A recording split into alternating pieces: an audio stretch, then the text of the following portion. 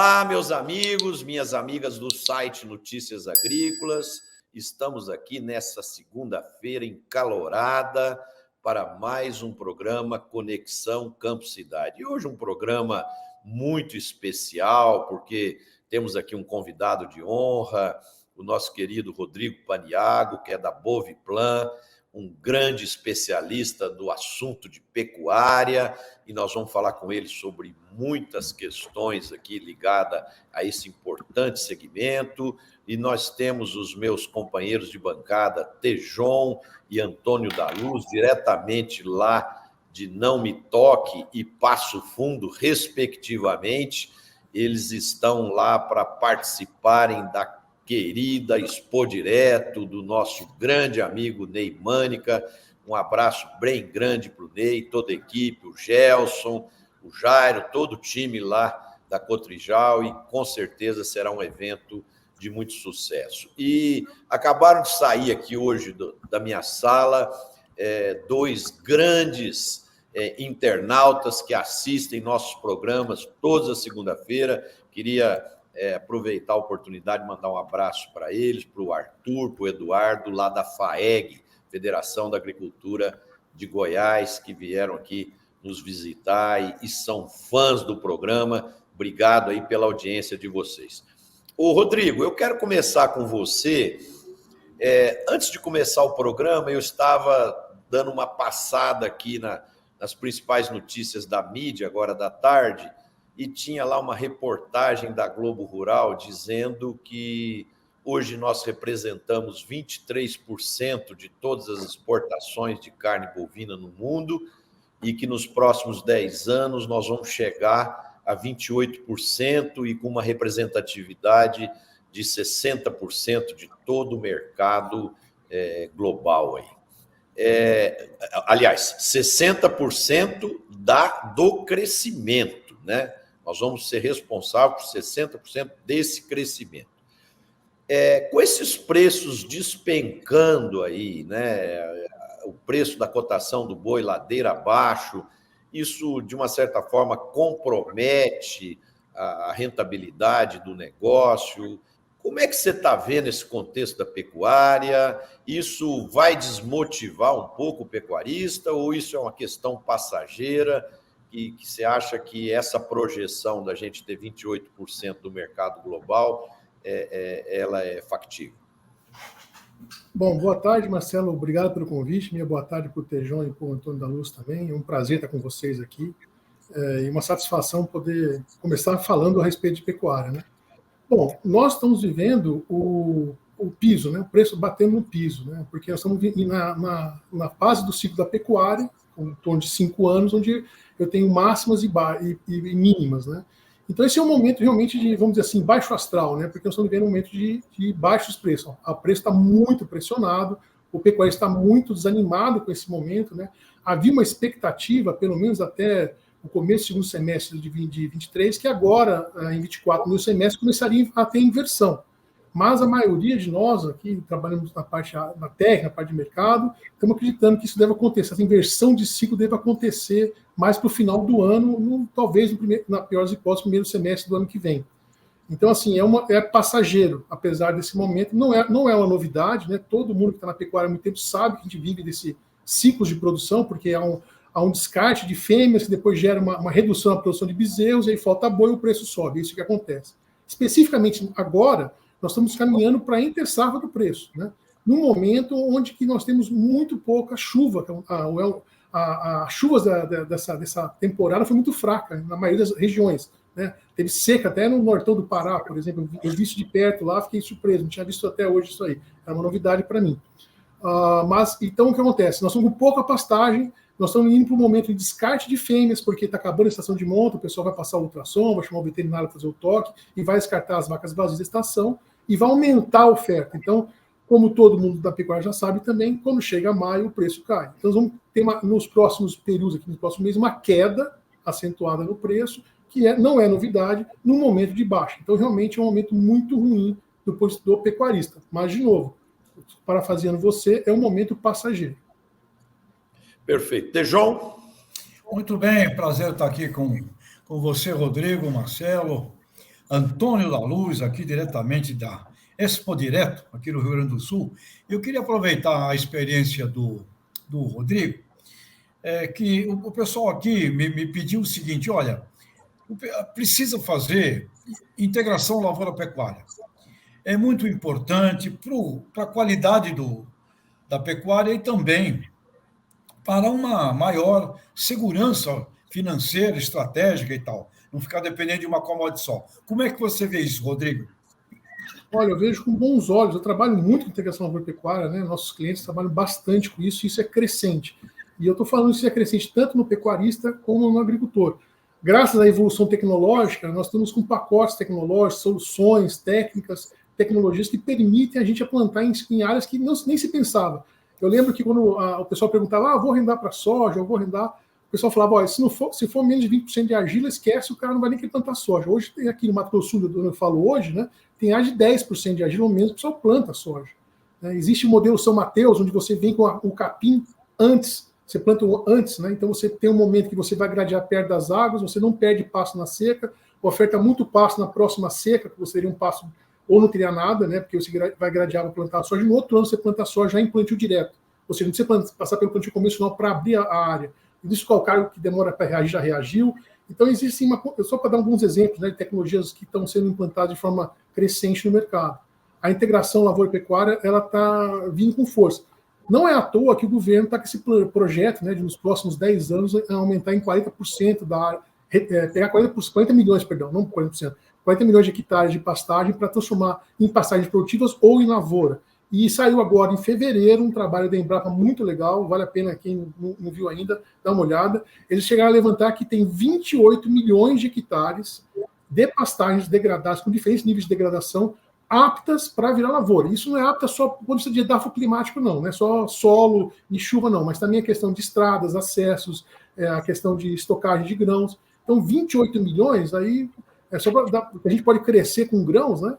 É um crescimento não só da pecuária, mas também da lavoura. Então, é uma relação ganha-ganha. Ganha a pecuária e ganha a lavoura.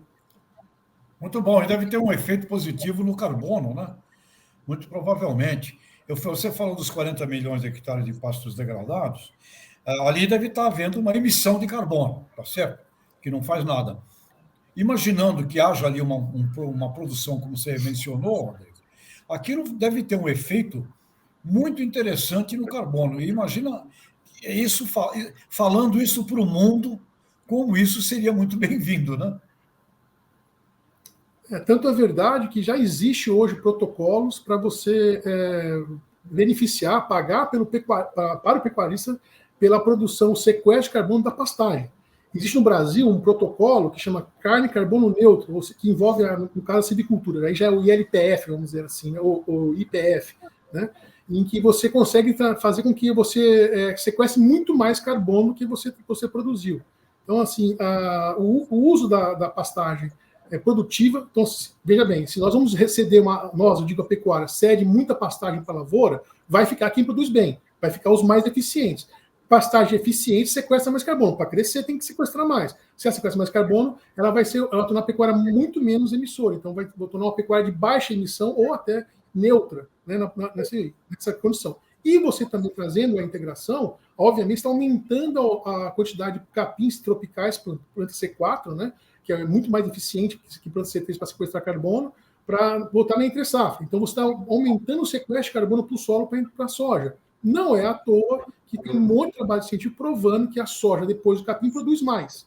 E a soja, que vem depois do capim pastejado, ou cortado, ou podado, também produz mais. Ou seja, essa integração, tudo que nós estamos encontrando por aí de novidade, vamos dizer assim, de conceituação, de comprovação científica, mostra que é vantajoso esse casamento. Né? Ótimo. Antônio da Luz.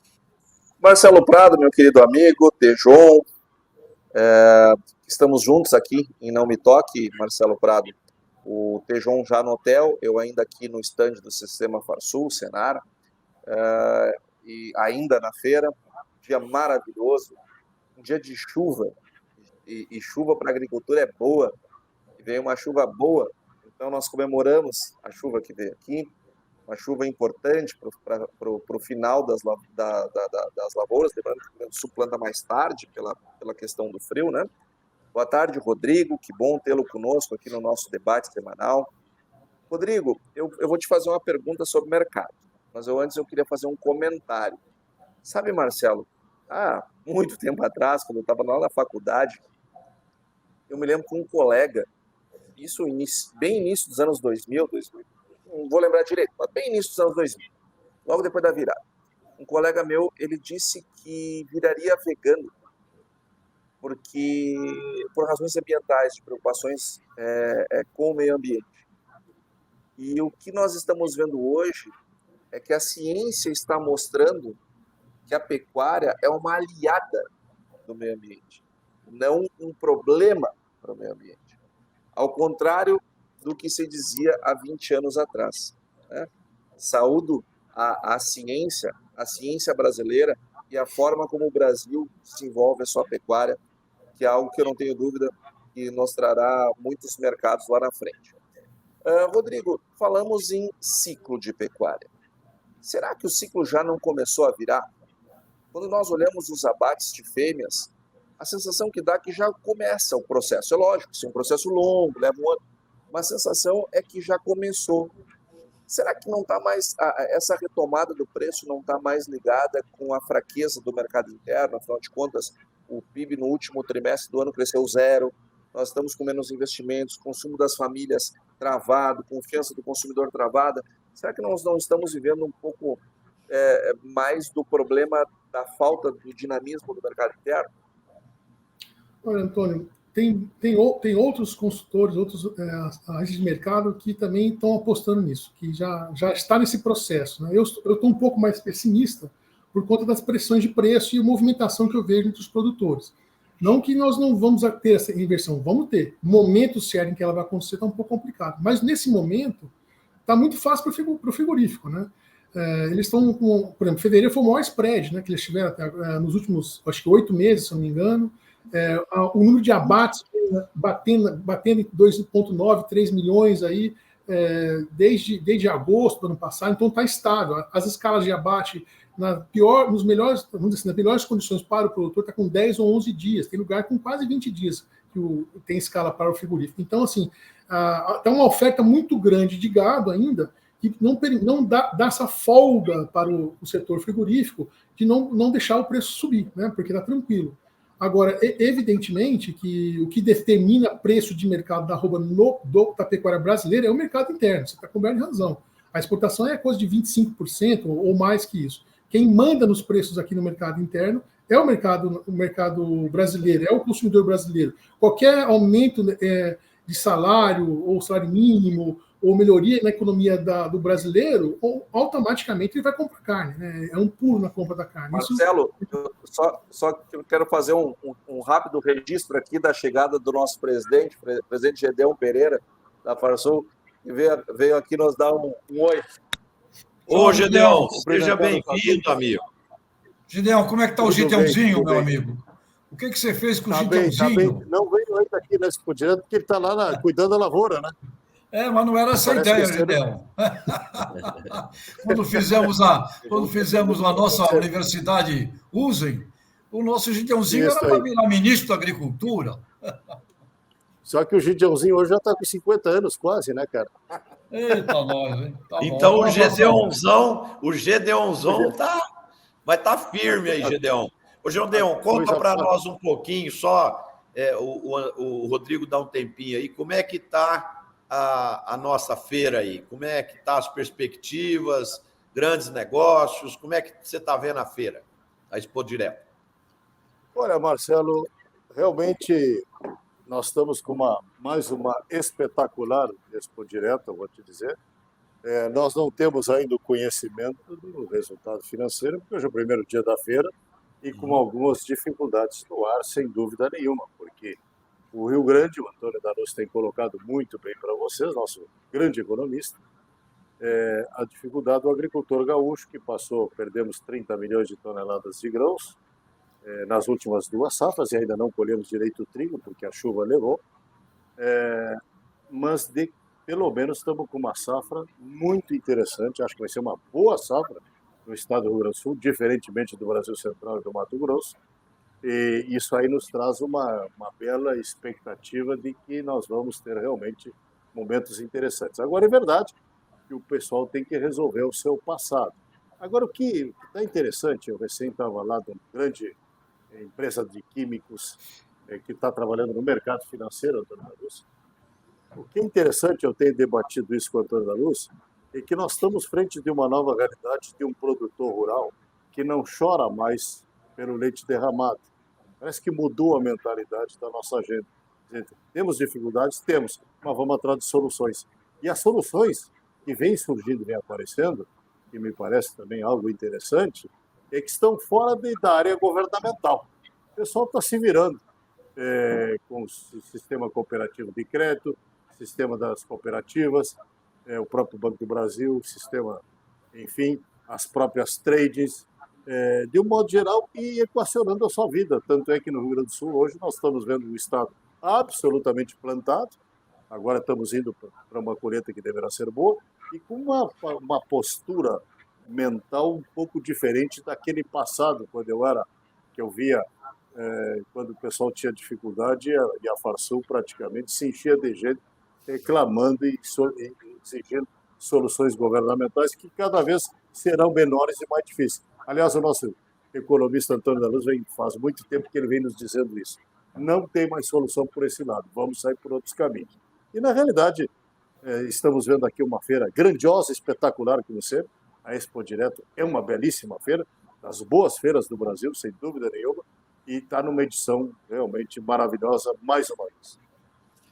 Muito bom, Gedeon. Alguém quer fazer uma pergunta para o Gedeon aí? Rodrigo, Tejon, Antônio? Eu tenho uma aqui, Gedeon. Eu passei agora aí na Expo Direto e encontrei o presidente da Federação da Indústria. E ele me disse, assim, conversando, que tem uma ótima relação com a Farsul.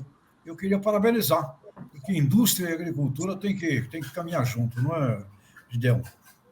Ô, Tejon, aqui no Rio Grande do Sul, nós temos uma excelente relação entre as federações Farsul, Fiergs, Fecomércio e também Federação.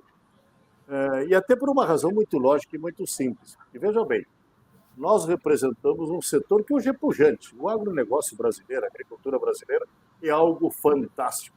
Eu recebi o pessoal da Embaixada do Canadá, aqui na Expo Direto, e o cara chegou aqui e disse, eu não imaginava que isso aqui existisse no Brasil. Ou seja, à medida que as pessoas vão conhecendo o agro brasileiro, nós vemos que nós estamos vivendo com uma potência agrícola que é o nosso país hoje. E aqui nós partimos do seguinte princípio. Bom, eu represento o pessoal da agricultura, que gera o grãozinho, aquele que planta, aquele que colhe. Em compensação, quando eu preciso da máquina agrícola, e preciso, obviamente, e muita máquina agrícola, quem é que representa? A Federação das Indústrias, evidentemente. E quando eu vou lá comprar o químico e comprar a própria máquina, quem é que representa? A Fecomércio, que é a Federação do Comércio. Então, se nós não tivermos uma relação estreita entre as três entidades, evidentemente que nós é que estamos perdendo a oportunidade. E aqui isso aqui não acontece no Rio Grande do Sul.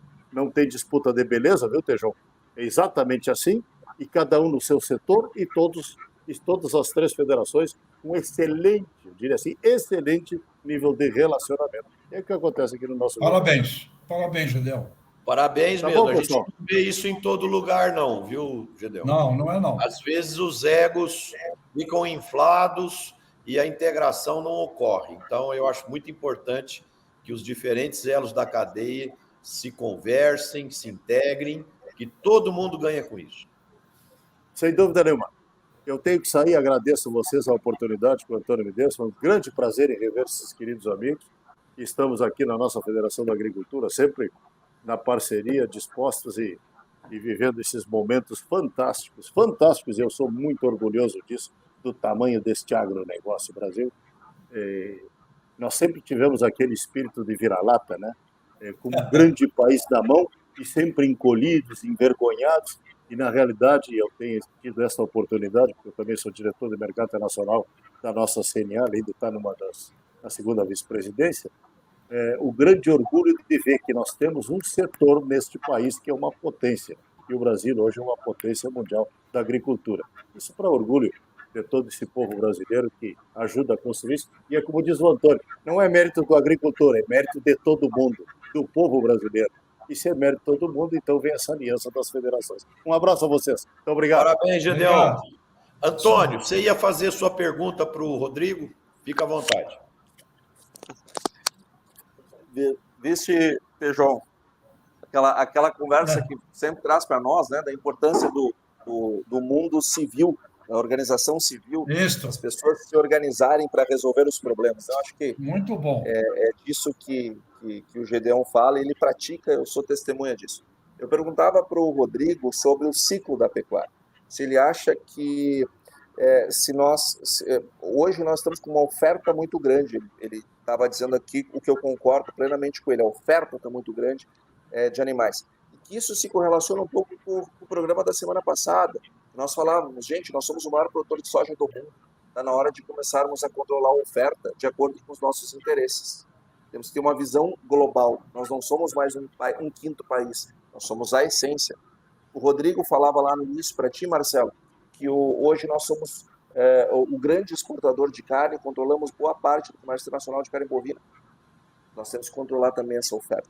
Temos que aprender quando as coisas estão boas, planejar melhor este crescimento para não dar esses problemas que o Rodrigo estava trazendo. Rodrigo? Bom, eu estava dizendo o seguinte, que uma parte da pergunta do Antônio era se o ciclo já não estava acontecendo, né?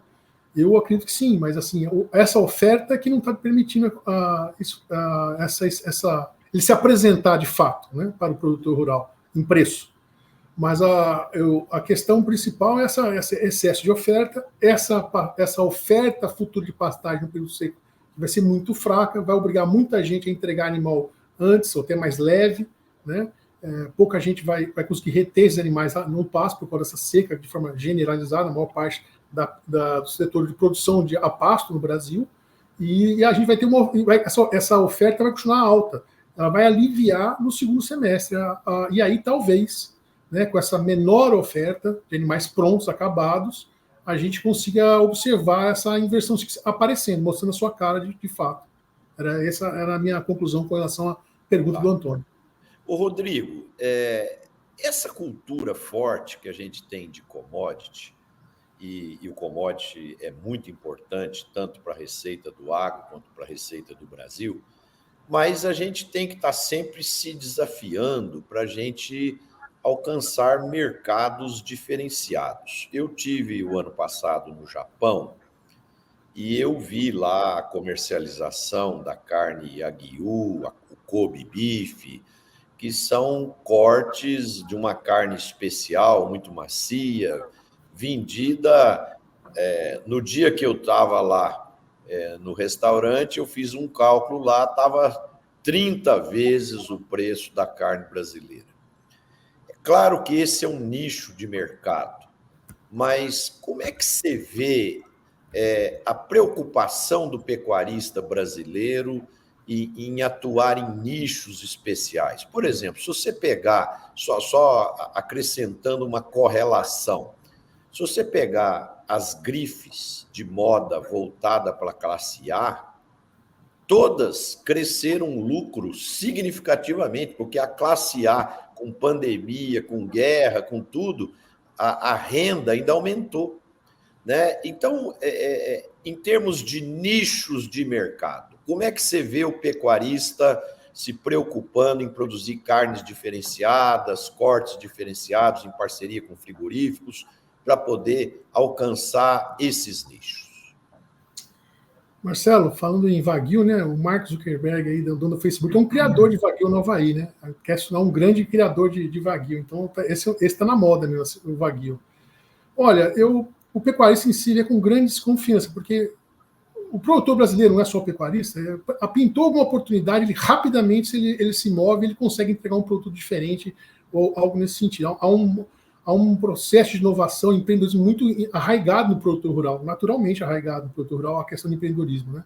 Mas já existiram várias iniciativas nesse sentido que não deixam, vamos dizer, negativas, que deixam o produtor rural muito preocupado. Eu vou te dar um exemplo. Em 2001, eu tinha um cliente em Minas Gerais, foi a primeira fazenda do Brasil a abater animal com certificação UREP GAP IFA, hoje chama Global Gap, né? Ele abateu, foi nossa, barulho, saiu na imprensa, mas ele não ganhou R$1 a mais por causa disso, né? Depois o frigorífico não deu condições para que ele ganhasse um preço diferenciado. Existia a questão de escala e tudo mais, mas assim, não foi um negócio fomentado. Existem alguns nichos aqui que são bem aproveitados, uma carne com sangue inglês, né, Angus. Existe, por exemplo, no Paraná e na região sul, né, já que estamos falando aí, vocês estão no sul, né, o Paraná tem cooperativas que trabalham com animais com raças britânicas e vendem com preço diferenciado no mercado interno também. Existe muita iniciativa. Rapidamente o produtor pode fazer. Mas o que a gente tem visto é que quem se aproveita desse preço, dessa questão desse ágio, vamos dizer assim, é o frigorífico, que acaba que o produtor não está participando. Agora, é óbvio que no primeiro sinal de que ele pode participar, ele pode ganhar, ele rapidamente vai se adaptar e vai produzir o animal da cor que você quiser, com o sabor que você quiser, comendo a ração que você quiser. O pecuarista brasileiro, o produtor brasileiro, ele é muito ágil, né, em se adaptar a essas condições. O que nós da pecuária estamos vendo com muita atenção é essa restrição, né? Há um trabalho muito forte para restringir animais de área que vierem de desmatamento, ou que possivelmente vierem de desmatamento. Há uma preocupação muito grande no momento, tanto é que tem uma série de pessoas participando e trabalhando, poucos produtores participando dessas discussões, nessas mesas redondas, de como é que se rastreia o animal, porque a rastreabilidade do confinamento para frente é feita, da segunda fazenda também, e na cria. De onde veio esse animal, por onde ele passou, como você rastrear isso de forma efetiva é muito complicado, né? Eu acho que se a gente conseguir estabelecer um modelo de rastreabilidade confiável, né, e é possível fazer isso, né, e você conseguir fazer com que o pecuarista ele participe, né, desse ganho, desse valor que está agregado no produto, rapidamente ele se adapta. Qualquer incentivo à produção no Brasil faz todo sentido, né? Aliás, a produção brasileira é muito pouco incentivada, né? Ô Rodrigo, deixa eu criar um pouquinho de polêmica aqui nessa resposta sua aqui. Eu não é que eu vou discordar de você, eu só vou botar um ponto para o Tejon, que é homem de marketing, e o Antônio, que é economista da área financeira aí, para a gente aprofundar isso um pouquinho. Por exemplo, ontem eu estava em São Paulo e eu fui almoçar no 348, que é um restaurante Corrientes 348 lá, que é um restaurante argentino de carnes especiais. É um restaurante muito caro, de carnes muito diferenciadas, e tinha uma fila enorme para conseguir vaga no restaurante. Então, eu parto da premissa seguinte: o cidadão que produz essa carne, seja ele no Brasil ou na Argentina, ele faz uma carne especial, provavelmente ele é bem remunerado para isso, provavelmente o frigorífico que faz o abate é bem remunerado, e ele vai vender lá para os clientes lá no 348, que pagam caro por isso. Quer dizer, então, existe esse mercado. Eu acho que o grande defeito do empresário, às vezes, brasileiro, é ficar esperando alguém bater lá na porteira para falar, ó, vem fazer isso que tem esse mercado. Não, nós temos que enxergar esse mercado antes e ir atrás dele, né? E eu acho que nós não podemos ter essa posição passiva de tipo assim, se a oportunidade aparecer, vem aqui que eu faço. Eu acho que não. Eu acho que nós temos que ir antes. A gente já está vendo que tem consumidor para isso. Poxa, tinha uma fila enorme lá. Outro dia eu fui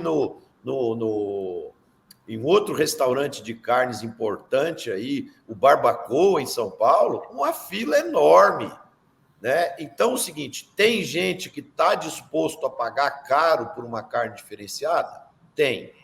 Se tem, deve ter gente remunerando o pecuarista e o frigorífico por isso.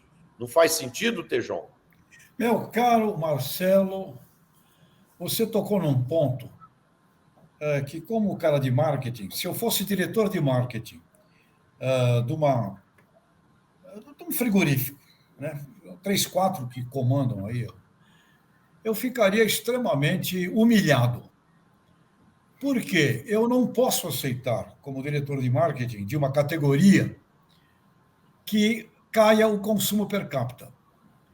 E sempre que a gente toca no assunto consumo per capita, ok, Antônio economista, Rodrigo está falando, ok, existe o fator renda. Porém, eu vim de uma família muito pobre, onde todo dia a gente comia um bifinho.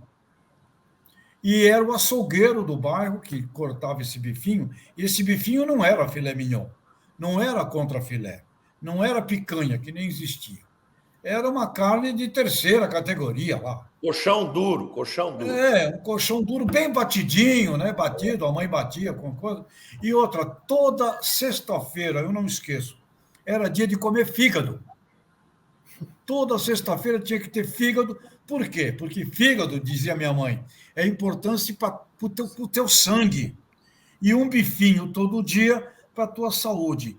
Essa cultura, a carne vermelha perdeu. Sim. E aí, quando eu vejo café, o café, você tem cafés especiais. Eu já caí na asneira de me meter a pagar um café no almoço lá em Milão. Deixa que eu pago o café. A porcaria da xícara era 15 euros. Você tem café que você vai pagar uma xícara 15 euros, porém, na porta do metrô aqui, você tem a Dona Maria fazendo um café da manhã ali, um café com leite, e você vai pagar ali 60 centavos.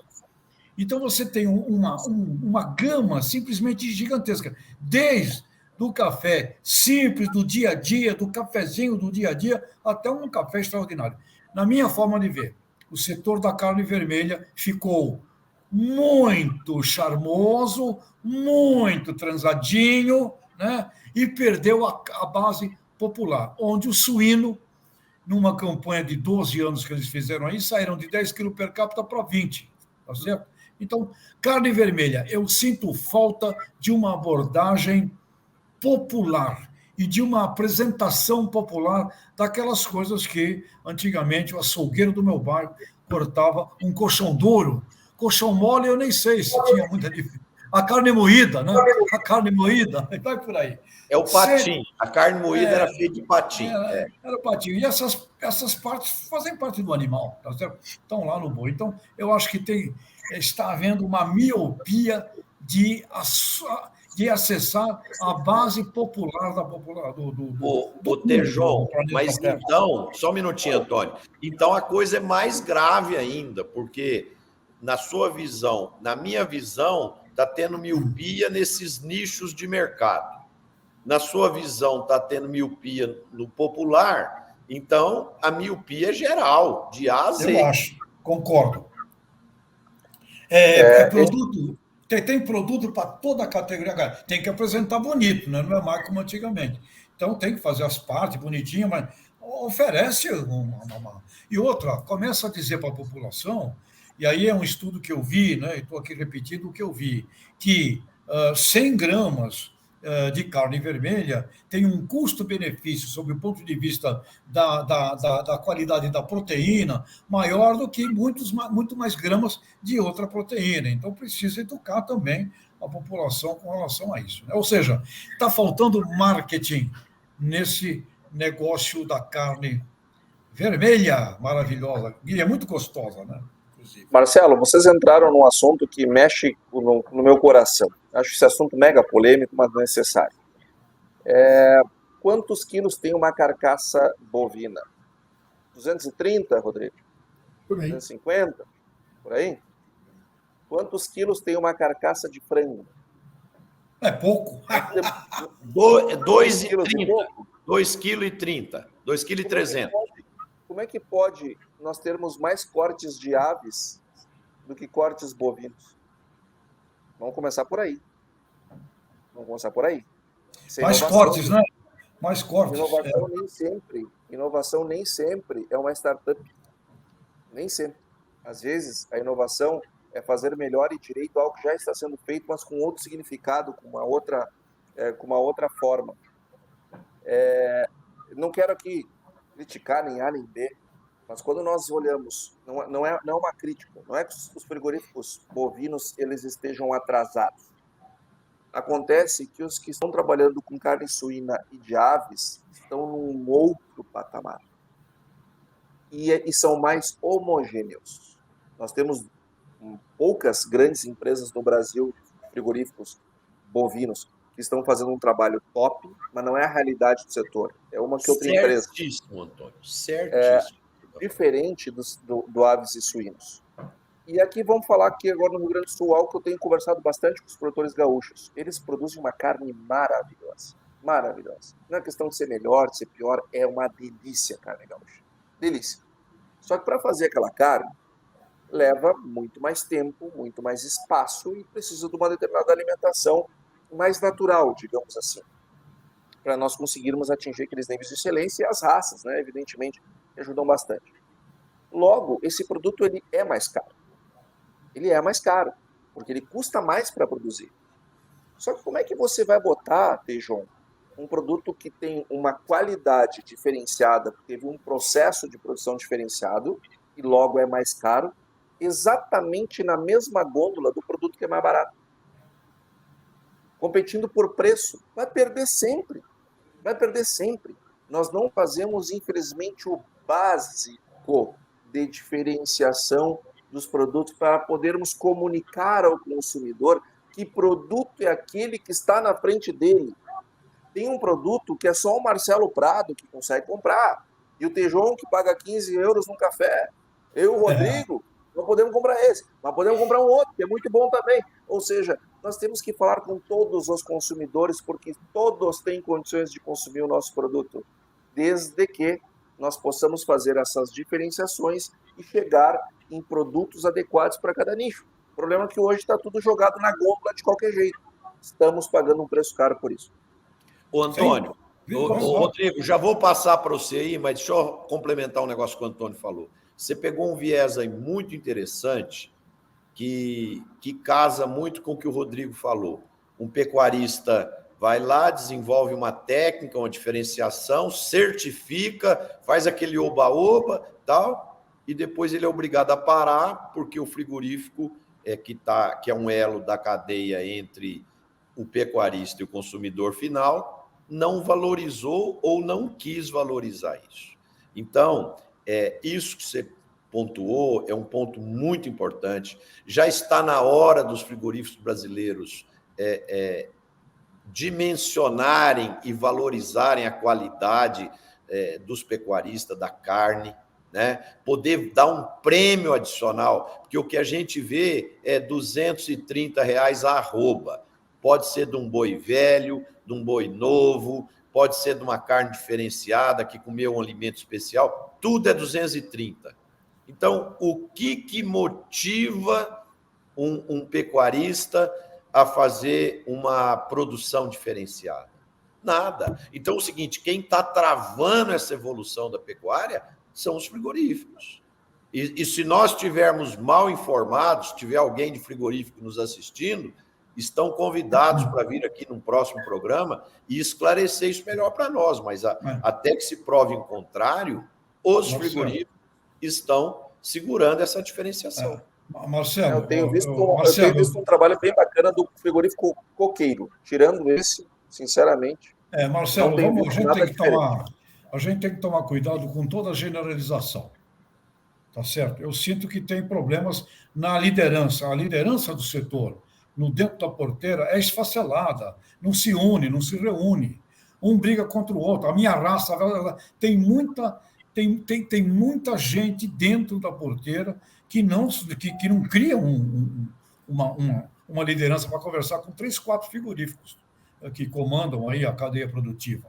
Então, acho que tem problema nesse sistema. Esse sistema de agribusiness da carne vermelha, ele tem progressos, como bem o Antônio colocou, progressos geniais do ponto de vista de genética, e nós conhecemos produtores que fazem uma pecuária maravilhosa do ponto de vista de nutrição, saúde animal, bem-estar animal, né? Coisa maravilhosa. Aí, ao mesmo tempo, a gente não consegue ter um diálogo, tem muita desconfiança. Tem nego que ainda... é um negócio que vive de peso? Perguntar aqui para o Rodrigo. Vive de peso. Quantos produtores têm balança? A maior parte não tem. Então, eu acho que temos um problema gigantesco. E a Embrapa coloca lá, até 2034, por aí, 40% dos atuais pecuaristas não estarão trabalhando. porque fica no tempo. Então, acho que tem problemas no setor como um todo. Como um todo. Todo o setor gigante passa por Vamos ouvir o problemas. nosso especialista aí, Rodrigo, sua visão de tudo que nós falamos aí. Eu queria só fazer um complemento. Não é que o pecuarista ele é passivo, né? Ele não tem outra alternativa, porque, como eu te falei, para você vender e conseguir. O que o restaurante quer? Ele quer constância daquela qualidade. E a carne que hoje ela é valorizada são alguns cortes do bovino. E aí entra o marketing que deveria trabalhar para você conseguir vender os outros cortes numa condição boa. Porque não existe carne de primeira e segunda, existe carne mal vendida, mal consumida, ou mal cozinhada ou assada. Né? Essa é a minha opinião. Dá para você fazer bem feito, um monte de usar todos os cortes adequados. Porém, o mercado hoje tem uma preferência para alguns cortes. Então, quando o produtor vai produzir aquele animal especial, é um percentual muito pequeno daquele boi que ele consegue agregar esse valor. Então, imagina um produtor aqui nacional, muda toda a produção dele, cria um monte de animais. A hora que ele vai vender, ele não consegue. Ele tem carne para encher caminhões, mas o corte nobre enche um container a cada um mês. Não vai vender fácil. Mas existem produtores nacionais já buscando isso. Já tem muita gente nos procura, inclusive, a gente discute com esse pessoal como é que ele consegue produzir para ele vender direto. Tem gente fazendo isso. E só para aproveitar o gancho que o Tejão deu em relação ao marketing, esse pessoal que eu mencionei do Paraná, essas pequenas cooperativas, são cooperativas de produtores, né? Aí, eles fazem, inclusive, o treinamento do açougue. Eles vão lá no açougue para explicar como é que tem que vender a carne deles, como é que tem que expor, como é que tem que cortar, como é que eles vão vender aquela carne. Então, eles têm um trabalho de orientar o produtor para manter a entrega, a qualidade de entrega, processo de abate, processo de caminhamento desses cortes. É um processo fechado que é muito bacana, só que está no mercado interno. Então, tem esses nuances que dificultam um pouco essa questão da pecuária, né? Mas o Tejão tocou num ponto muito interessante, né? Perdeu-se muita coisa, perdeu-se espaço aí e ninguém aparentemente se mostra preocupado com isso. E a gente sofre não é de falta de líderes, falta de líderes que saibam conversar. Porque líder não falta, né? Tem associação, tudo que é tipo, né? Movimento daquilo, associação daquilo, tem uma quantidade absurda de representatividade. Né? Mas, assim, o cara não se sente representado. Por quê? Porque se surgem associações paralelas ou subassociações de pequenos setores, é porque aquele setor não está se sentindo representado pelo setor máximo. Olha que interessante o Brasil tem um sistema aí. Aí não é uma crítica, eu estou fazendo é fato. Olha que sistema bacana que o Brasil tem. Sindicato, federação, confederação. Por que surgem tantas associações em paralelo de produtores? Em algum momento está se perdendo a representatividade, está se perdendo a força, a potência daquele produtor que não consegue ser ouvido pelo seu líder local ou regional e acaba buscando uma alternativa em paralelo. E a gente perde energia. O Rodrigo, nós vamos ter que virar o assunto aqui para outros temas agora, e eu quero só fazer um resumo dessa discussão aqui que nós tivemos até agora. Eu acho que a grande essência de tudo que foi dito é que existem grandes oportunidades de evolução para toda a cadeia produtiva, desde que ela esteja atenta às expectativas dos clientes, sejam eles de classe A, B, C, D e E. Quer dizer, em todos os segmentos tem boas oportunidades para o crescimento da pecuária brasileira.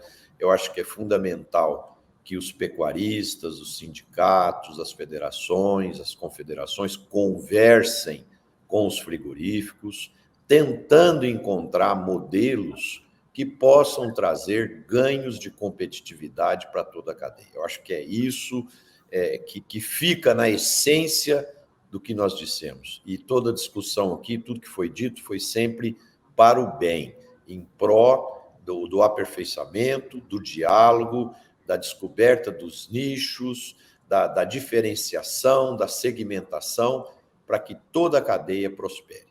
Tejão, eu queria falar com você um ponto que você estava comentando outro dia, que é a sugestão da criação do G5 do agro, né, para que Estados Unidos, Austrália, Brasil discutem problemas específicos da atividade do agro e para que possa existir um canal convergente de compartilhamento de interesses, de ideias e de tecnologia e de mercados. E Detalhe um pouco mais para nós essa ideia sua. Bom, Marcelo, eu estou voltando da França, onde eu tenho lá os meus alunos, e a gente foi no Salão da Agricultura, né? Quebra-pau, briga, 8 policiais feridos, uma tremenda de uma encrenca. Na verdade, um circo ali de polarização política, de militância, mediático. E aí eu comecei a observar que os agricultores estão sendo colocados uns contra os outros.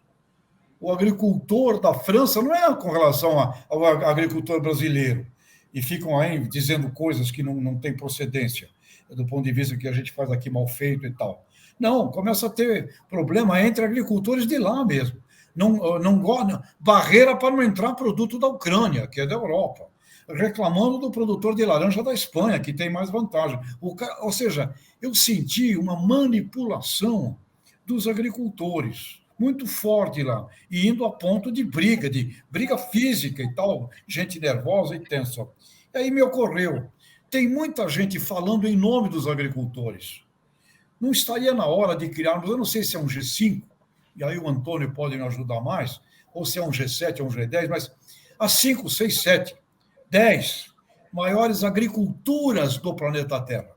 A maior é a China, segundo os Estados Unidos, terceiro Índia, quarto Brasil, quinto seria a Europa reunida, enfim, um G5, G7, G10, mas os 10 países com as maiores agriculturas do mundo, e que os agricultores representados por agricultores tivessem um fórum para conversar a respeito da agricultura, porque em nenhum momento eu vi nos debates lá na Europa ninguém falar dos 3 Objetivos de Desenvolvimento Sustentável da ONU. Primeiro, erradicar a pobreza.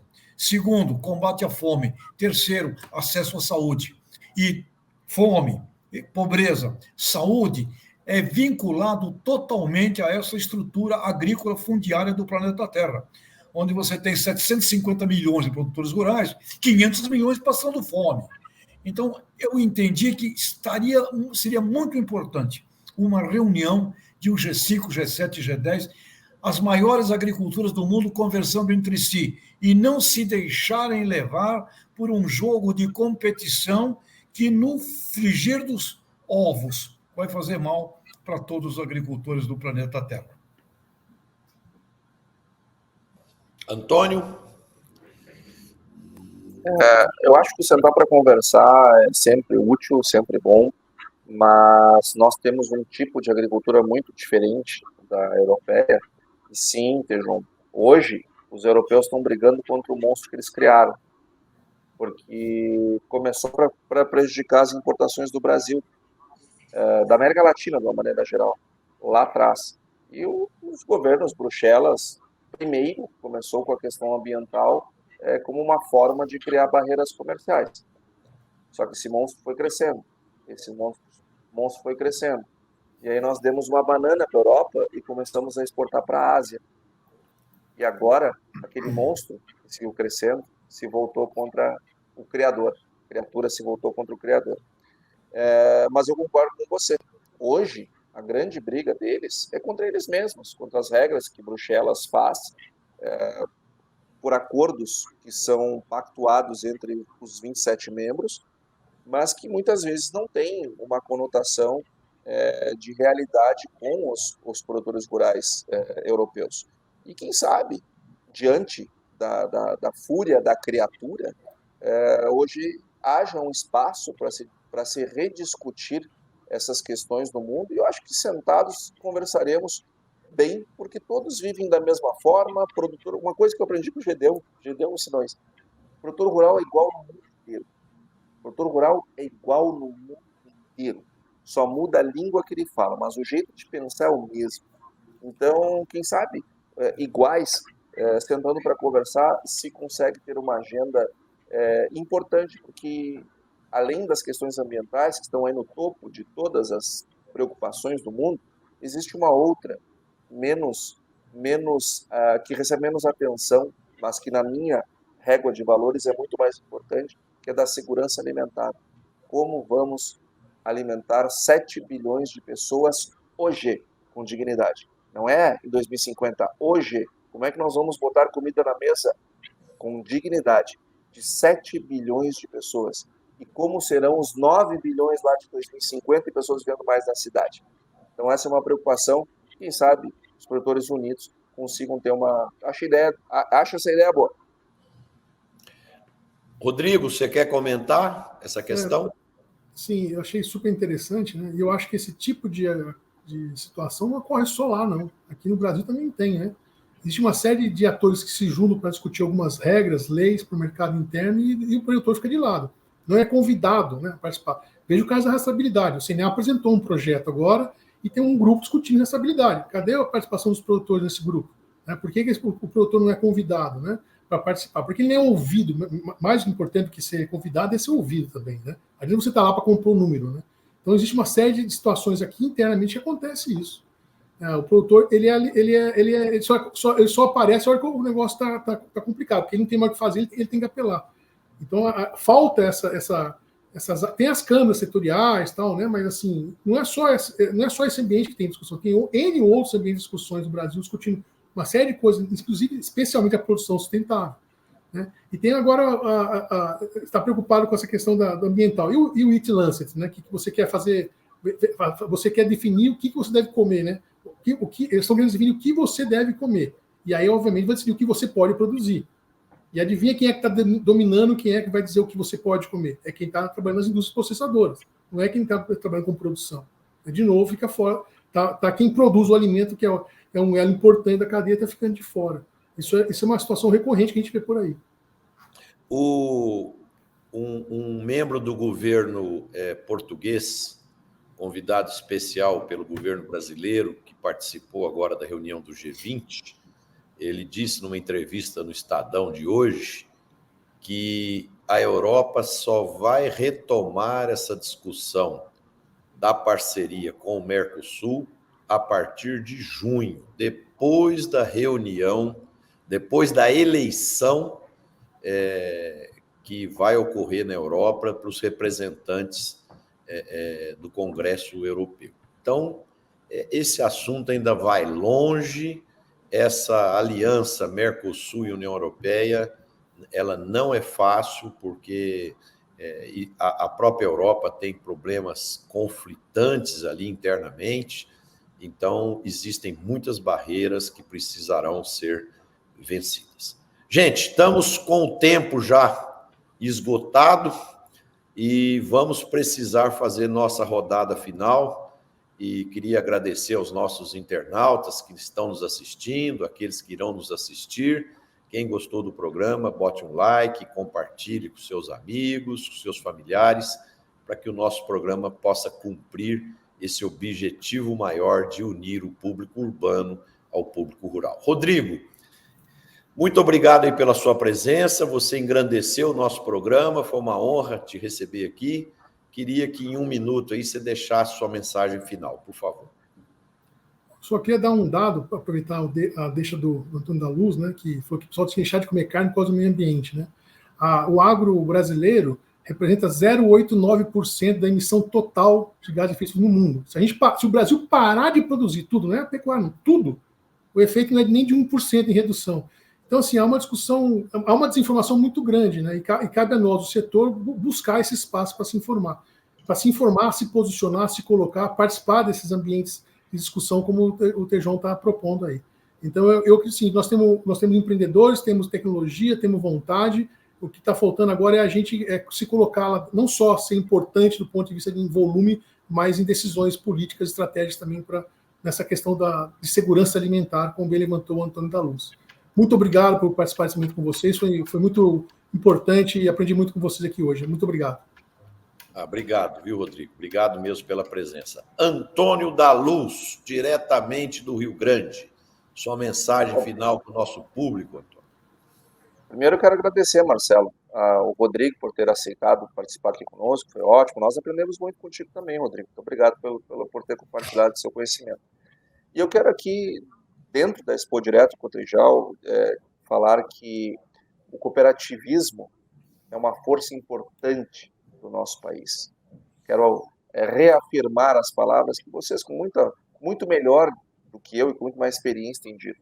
Essa Expo Direto Cotrijal, com todas as dificuldades que nós estamos enfrentando no país, com safras menores do que nós gostaríamos, com quedas de preços, com empresas setor de máquinas agrícolas fechando fábricas. O momento do agronegócio, ele é difícil.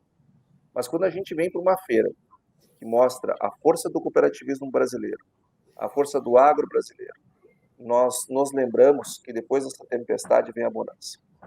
Nós lembramos que depois que tudo isso passar, nós teremos momentos muito bons, como tivemos, e que depois teremos outros desafiadores, depois virão os bons, depois os desafiadores, porque assim é o agronegócio. Eu vejo poucos bons momentos de se crescer e se investir como este. Eu sei que é difícil, mas quem está preparado, que nos bons anos se capitalizou e aumentou sua liquidez, diminuiu sua alavancagem, fará excelentes negócios agora. A hora de investir não é quando todo mundo está atrás de terra e de máquina. A hora de investir é agora. Mas só investe agora quem se preparou lá atrás. Legal, Antônio. Muito obrigado aí, amigo, pela presença. Antônio da Luz. Agora você, Tejon. Muito obrigado aí, Rodrigo, pela presença, Antônio. Nos veremos aí amanhã aqui juntos em Não Me Toque. Marcelo, obrigado. E eu sinto que nunca na história do mundo ficou tão clara, pelo menos, tão clara a importância dos agricultores como agora. Não são mais, eu nem chamaria mais de agricultores, são agentes da saúde, num sentido amplo, em todos os aspectos da saúde. E eu acho que está na hora das agriculturas se reunirem para debaterem temas entre si. Porque, olha, você pode colocar na mesa a maior exigência ambiental. E se você fizer uma Olimpíada Agrícola, vai ter agricultor brasileiro no pódio. Porque sabe fazer dentro da maior exigência ambiental. Então, não é para ter essa conversa de que vocês lá, vocês aqui, não é para colocar agricultor contra agricultor. Vejo que agricultor vai ter que se reunir num fórum mundial para debater a coisa mais sagrada do planeta Terra, saúde do ambiente, das pessoas, do solo, da água, e é os agricultores que vão fazer isso. Obrigado, Tejon. E a minha mensagem final eu sempre defendo aqui que os agricultores, os empresários rurais precisam buscar informação. E nesse momento está acontecendo um fato muito interessante que ele tem confundido a cabeça das pessoas e confundido o mercado. As previsões de safra no Brasil, de soja, por exemplo, tem várias empresas de consultoria especializadas aí, grandes empresas, diga-se de passagem, e empresas muito sérias, só que a variação da previsão é muito alta, né? Então, por exemplo, tem consultoria que está aumentando a safra brasileira de soja para 152 milhões de toneladas. E tem consultorias que estão baixando para 140 milhões de toneladas. Quer dizer, se eu pegar os dois extremos aqui, são 12 milhões de toneladas de diferença. É uma diferença de cerca aí de 8%, né, entre uma e outra. Então, é um número bastante significativo. Então, eu acredito que é muito importante que você, empresário rural, você, agricultor, você, agricultora, preste bastante atenção nesses dados, nessas informações, e que você saiba avaliar quem efetivamente está dando as melhores informações, as informações mais corretas, para que você possa tomar boas decisões. Porque essa variação, de uma certa forma, ela confunde o mercado e dificulta com que o agricultor tome suas decisões, porque quanto maior é a oferta, mais risco de cair o preço vai acontecer, né? Então, como não se sabe efetivamente qual que é o número certo, eu acho que é importante ouvir essas diferentes empresas, essas diferentes expectativas, e depois, a hora que passar tudo, chegar ao número certo, a gente poder identificar quais são essas empresas que têm a maior precisão nos seus relatórios, para que o agricultor possa tomar boas decisões. Um abraço a todos, uma excelente semana e a gente se vê aqui na próxima segunda-feira com mais uma Conexão Campo Cidade.